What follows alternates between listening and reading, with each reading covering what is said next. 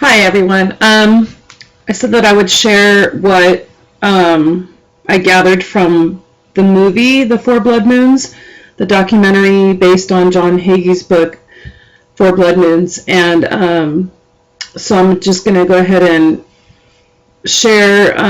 Basically, there was nothing. If you're familiar with the Four Blood Moons and their significance with the state of Israel, and what's occurred in history when there has been a tetrad of four blood moons in a row in a 2-year period, then really going to see this documentary wasn't anything over that. The only thing that it did point out to me that I didn't know was that when the Lord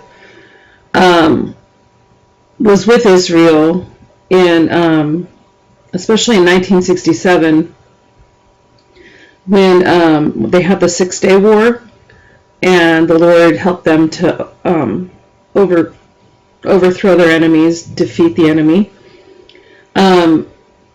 They had historical people on the documentary that were describing the miraculous things that the Lord did and how he enabled the Jewish people to be like the enemy's bodies to freeze and they couldn't move to attack the Jews, and therefore the Jews were able to capture them without getting shot at, and there was miraculous things that occurred. And so that was interesting to realize, to see real life miracles that the Lord did to protect his people. But other than that, as far as the blood moons go, the documentary wasn't anything really significant to watch. This site, prayforzion.org, actually has just as much information, and I'll leave a link for it, than the documentary. So if you didn't see the documentary, you can come to this website and you can read about the meaning of the blood moons historically with the Jews. So anyways, I'll just skim over this page. Okay, they mention these verses in the documentary as well, Joel 2:30 and 31 and Acts 2:20. The sun shall be turned into darkness and the moon into blood before that great and glorious day of the Lord. Okay, and then there's there's 4 people on the panel that they have throughout the documentary. One is, oh gosh, I'm trying to remember his name. I can't remember his name, but he's a familiar Christian scientist, and anyways, he sort of disagreed with the blood moons causing this because it could be smoke or ash in the air, from a volcano or any kind of like an asteroid impact or a volcano, or even blasts from many bombs causing smoke to be up in the atmosphere and causing the sun to be dark and the moon to be red. So he disagreed that these verses specifically detail the blood moons. But other than that, let's go on. So the Jewish Talmud, book of tradition, interpretation says when the moon is in eclipse, it is a bad omen for Israel. We know what the blood moons, they're full blood moons, they're not eclipses. Well, I'm sorry. The moon is eclipsed because that's what's causing the shading from the sunlight. So we have the sun behind the earth, and then the moon on the other side, directly on the other side, and the sunlight's being blocked by the earth. So the moon is in the earth's shadow. So that is an eclipse, sorry. So it's a bad omen for Israel. That's their tradition. If its face is as red as blood, it's a sign that the sword is coming to the world. War. Therefore, a lunar eclipse equals bad omen for the Jewish people, and Israel. A blood moon equals sword coming And a solar eclipse, which we just had in March, at the end of March, is a bad omen for the world. So 4 blood moons on Jewish feasts within 2 years in Israel is very rare, and has only occurred 7 times since the time of Jesus. So it does happen. We're just not going to have another tetrad of blood moons for 100 more years. And I believe there's no way the earth could go another 100 years as it is, but the Lord knows. Okay, so what was I going to say? Can't remember. So every time a blood moon pattern has appeared on Jewish feast days, a big event affects the nation of Israel. The event affecting Israel begins just before the actual years of the blood moons. To understand what will happen in 2014-15 blood moons, you must understand the pattern of blood moons in the past. So they go over these in the documentary, but not all of them. They just go over these 3 last sets, and not the ones earlier than that. So they start out with the 1492 and the 1493 set. Obviously 1492 was the year Columbus sailed the ocean blue, and so it was confirmed by NASA that we had blood red moons on the first day of Passover and the first day of Sukkot, back-to-back years, 7 times since 1 AD. 3 of these occurred on 1492, which was the year the Jews were expelled from Spain by Queen Isabella. So they were being persecuted, and they were forced to leave. If they were Jewish, they had to leave and come to America on the ships. And they portrayed that in the documentary. In 1948 to 1942, the statehood of Israel and the War of Independence happened. And in 1967, the Six-Day War, some of the most significant days in Jewish history. According to NASA, 4 blood red total lunar eclipses will fall again on Passover and Sukkot in 2014, 2015, and we've already had 3. The first 1 and 2 were Passover and Sukkot in 2014, and then we just had April 4th, we just had the 3rd blood red moon on Passover 2015. And then the last one will be September 28th this fall. Okay, and that's the same back-to-back occurrences that they had in 1492, 1948, 1967. So 7 back-to-back blood red moons have fallen on the first day of Passover and Sukkot within the 8th, with the 8th time coming these 2 years. The meaning of the number 8, and they didn't say this in the documentary, they didn't get that involved with numbers. They said the meaning of the number 8 in the Bible is new beginnings. The 8th day was new after God rested on the first week, the last day of the first week. Okay. In Hebrew, the days of the week are simply numbered except for the 7th, which is Sabbath. With the exception of the Sabbath, the weekdays have no names. They are simply numbered. So 1st, 2nd, 3rd, 4th, 5th, 6th day, and then the Sabbath. The week culminates in the 7th day, the holy Shabbat. However, the days are always based on the Bible evening, morning, and that was the first day or the second day. Okay, the week that changed the world. So they didn't get into all the feasts and their meaning and such as this site does, but the preparation day was Thursday, beginning with Wednesday evening, and Friday beginning. So the Jewish day starts after sunset, and it goes until sunrise the next day. So that's actually their day, from sundown to sunset. Okay, and it says many believe Jesus was crucified on Passover, Friday, and then buried, and then rose on the first day of the week, Sunday. But then others say it was Wednesday evening.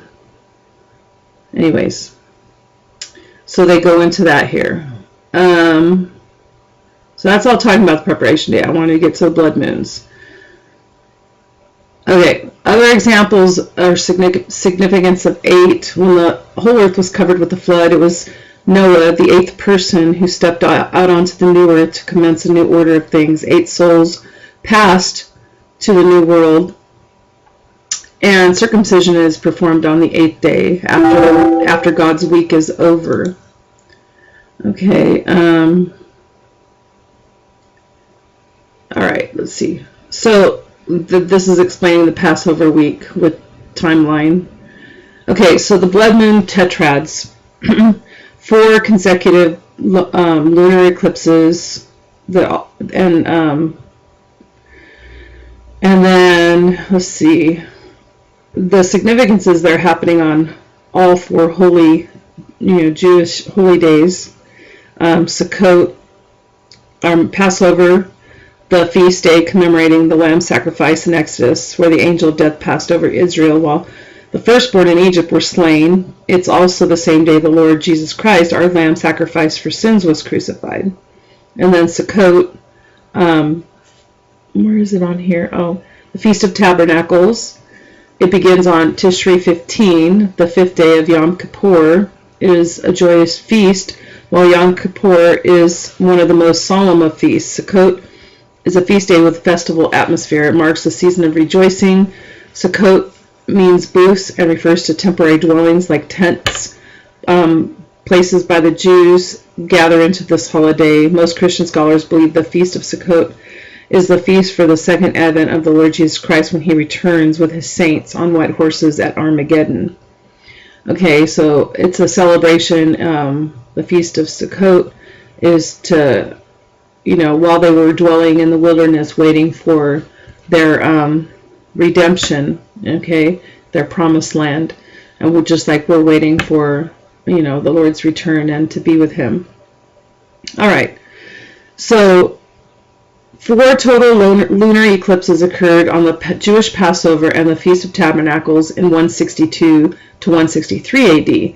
So they didn't go this far back in the documentary, coinciding with the worst persecution of Jews and Christians in the history of the Roman Empire.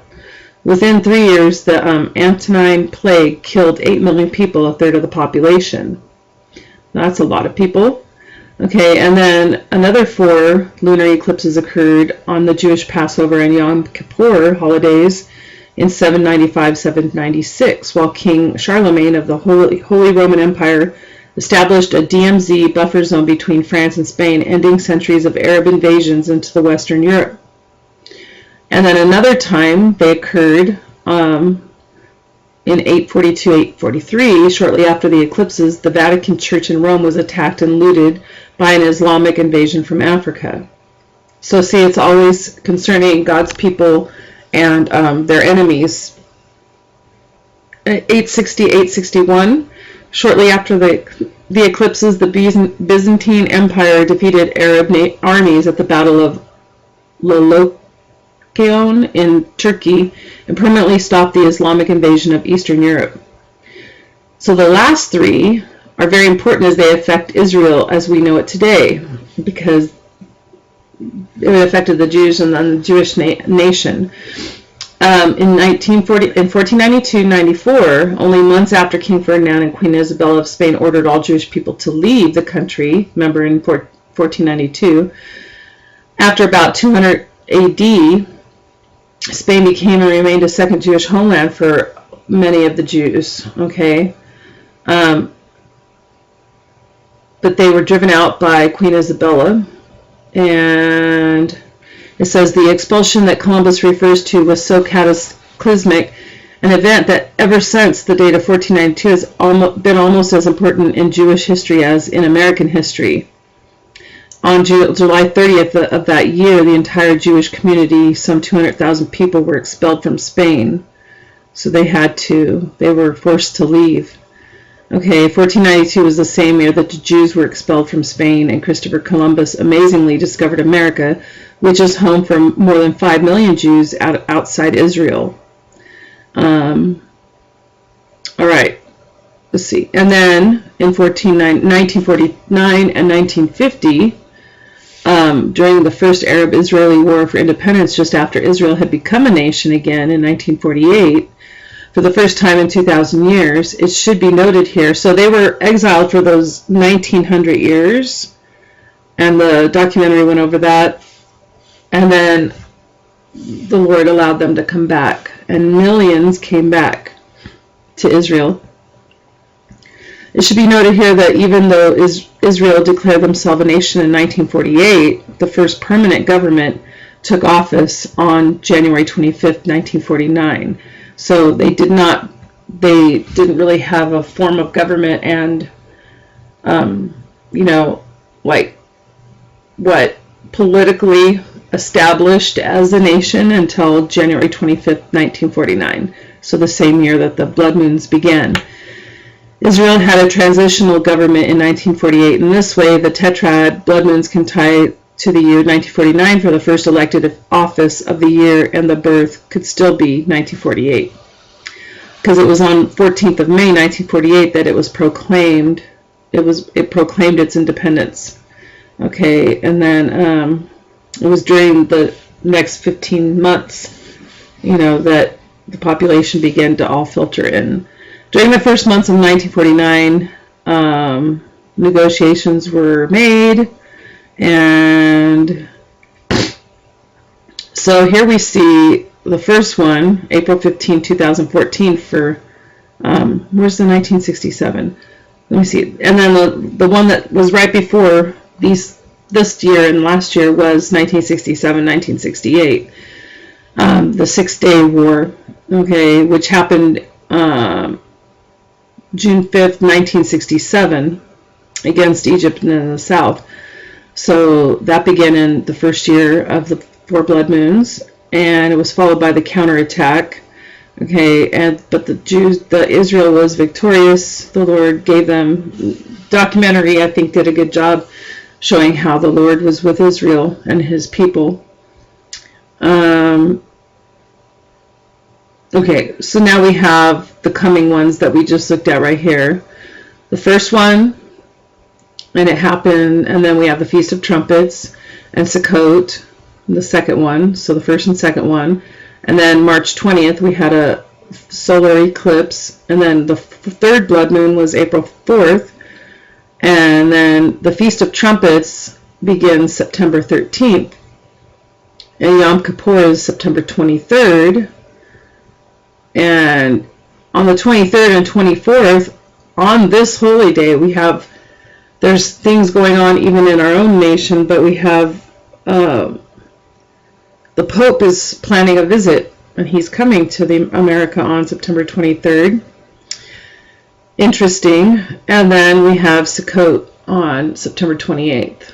But I've noticed, my thoughts are that, how it's always been between Israel or Christians and their enemy. Sort of interesting how this whole ISIS thing blew up in 2014, right? Like around February, March. So last year. And so sort of ironic that it happened, right about the same time as the first blood moon. And that's when all the other ones started. They always started at the beginning and culminated sometime later. All right. Let's see. So then it talks about the difference between, putting everything into perspective. It says the above does not mean that the second coming of Jesus at Tabernacles has to occur on Tabernacles 2015. And they didn't really talk about the return of Jesus in the documentary. But what the above taken as a whole shows a pattern. The 1493 tetrad is tied to the Spanish government expelling the Jews. The 1949 tetrad is the nation Israel being reborn. And the 1967 tetrad is the recapture of Jerusalem after the 6-Day War. And the coming 2014-2015 tetrad will be tied to some major event dealing with Israel. We believe that the tetrad of these 2 years will have something to do with Israel for the start. The blood moons show a pattern of Jewish persecution, and then the new land for Israel after a time of war. So could it mean, the final war that will be there in Israel? I don't know. This means that blood moons will be a time of war or persecution for the Jewish people. This may lead Israel to gain and or lose land during this time. Okay, and they show you, then on this site they're showing you, what's happened in 2011, 2012, the financial collapse, and then, like I just mentioned, we began seeing ISIS in 2014, the Islamic State rise up against Christians and Jews, and so anyways, I'll leave a link because there's a lot to read in here. All right, and so let's see. It says, if it does line up with Israel fleeing into the wilderness, Israel will see the eclipses occurring on their feast day to show them that the time for their redemption is near. God created the heavens and the earth, and the sun, moon, and stars are totally controlled by his power, as we see in Joshua, Hezekiah, and the wise men following the star when Jesus was born, and that he gave them to us for signs and seasons. Other interesting facts: Passover is the first annual feast, Sukkot is the 7th and final annual feast, AV is a month of mourning for the Jews. Let's see. It's also a Jubilee year. It's the 50th year after 7 sets of 7 Sabbath years. So there's Shemitah, which is a different book, a different thing that Jonathan Cahn goes into about the 7-year cycle with the Jews and how, how they were able to farm and work and till the land and such, but on the 7th year they're supposed to rest from their labor and honor the Lord. And so that 7th year is a Shemitah year, and after 7 sets of 7 years, after 49 years, the 50th year is a Jubilee year. And so right now, this year, 2015 to 2016, we're in the Shemitah year right now, the 7th of the 7th year of the 7 sets. And so after that, the ending of that, according to the Jewish calendar, will be the Jubilee year, which I believe begins in September as well. It ends and begins in September. That's why everyone's looking at September for something, traumatic to happen, because if, according to the Shemitah, if you don't observe it, you don't honor the Lord, then judgment would come. And so, scary thing for the United States, right? Because if they're not, as a whole, if the nation and those who rule it are not looking to the Lord, then they are judged instead of blessed. And so either you get blessings or you get judgment. And that all transpires in September.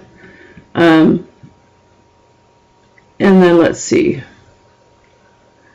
Let's talk about the verses again and how the Lord uses the sun, moon, and stars for seasons and signs.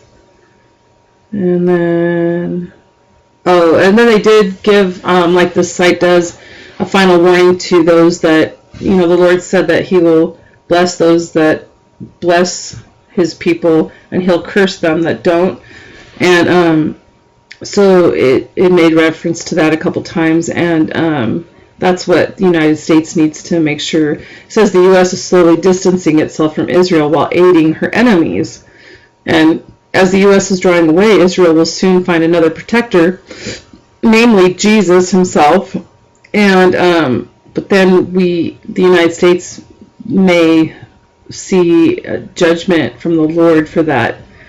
Okay. And so basically that's all it covered. And so a lot of things transpiring in September as we near the last and final blood moon. I remember what they said, that the solar eclipse that happens right in the middle of these 4 is, where was their thing? They said the blood moons were, the blood moon, it says, Lunar eclipse, blood moon. Lunar eclipse, bad omen for Jewish people. Okay, blood moons, swords coming, war.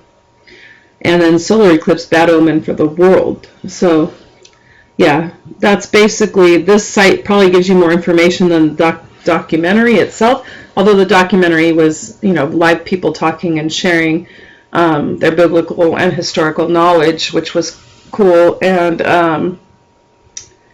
giving insight to how the Lord, did miraculous things for the Jewish people. So that was pretty neat. Other than that, timing and all that, there's probably more information on this page. All right, God bless.